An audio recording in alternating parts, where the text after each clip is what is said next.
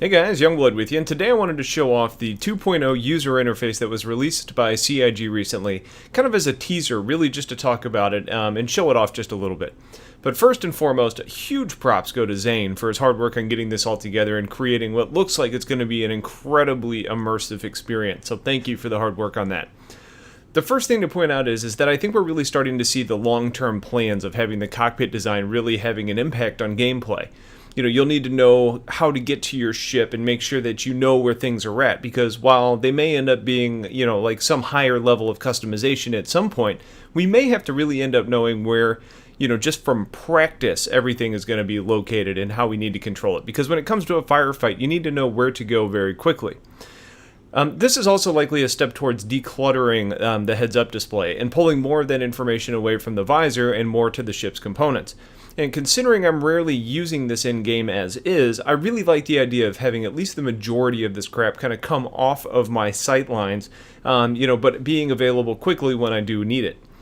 Now, there's a couple different things I've read, but I would expect that you're still going to see some basic information and controls on your heads-up display, but most of that information is going to be located in the panels.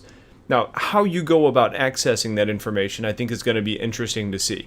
I think that for those that are using head tracking or virtual reality, it's probably going to follow a similar approach that Elite Dangerous did, in that you kind of look down or left and right, and you basically look towards the area that the panel's actually located in.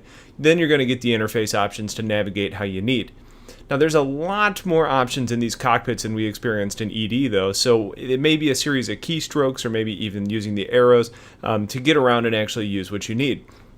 Now, I know there's a mixed set of emotions when it comes to Elite, but the simplicity and the accessibility of the user interface was something that they really hit on the head with their design. So I'm hoping Star Citizen can learn at least a little bit on how they took that in and put it into place in their game. Now, I'm hoping that there's going to be a good process for doing this with a HOTAS, because I hate the idea of taking my hands off of the joystick just to grab the mouse.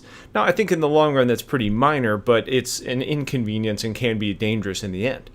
I think one thing we may see is that if you're looking down at the controls, or if you hit a key to point you down, then you can use what was initially keybound for flight mechanics in a fashion to navigate your control panel, so maybe like your hat switches and stuff that are on your joystick. Speaking of HOTAS setups, though, I think we finally found the real purpose on the Star Citizen HOTAS having a trackball.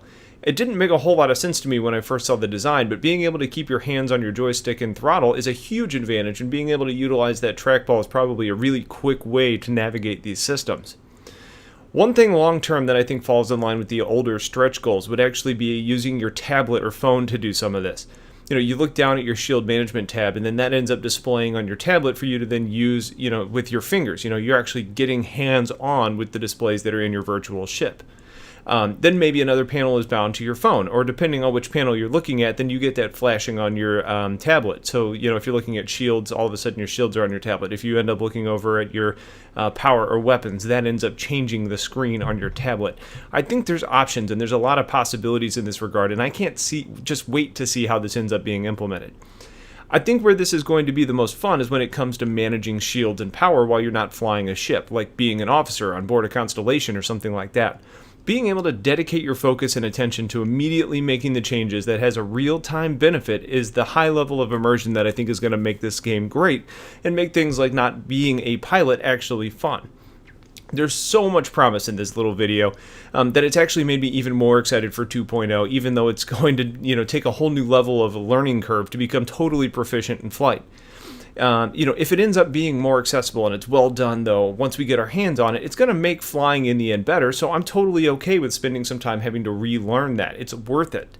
So I want to know what you guys think of this. What stood out to you? What really jumped off the screen and said, hey, this is new, this is exciting? Put it in the comments, because I want to hear what you guys have to say. Otherwise, stay tuned for more. I'll talk to you guys later. Have a wonderful day, and take care.